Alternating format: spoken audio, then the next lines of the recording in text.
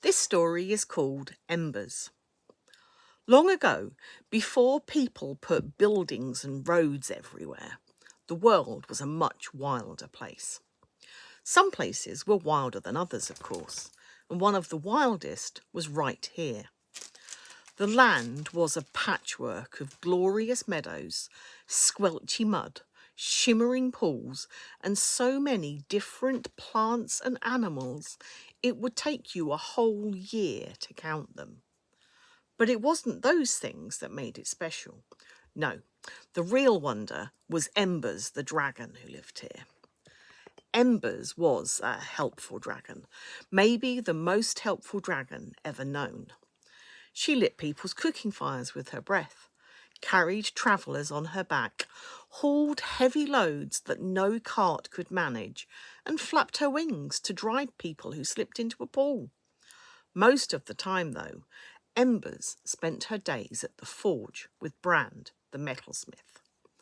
Brand made knives, jewellery, hinges, tools, anything metal that people needed.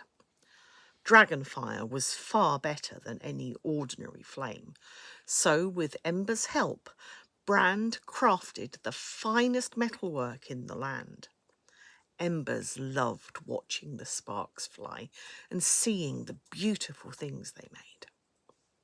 One really busy day, Embers helped the baker light his ovens, dried the innkeeper's washing after a sudden rainstorm, delivered an urgent message to the knights at the castle, and still found time to help Brand.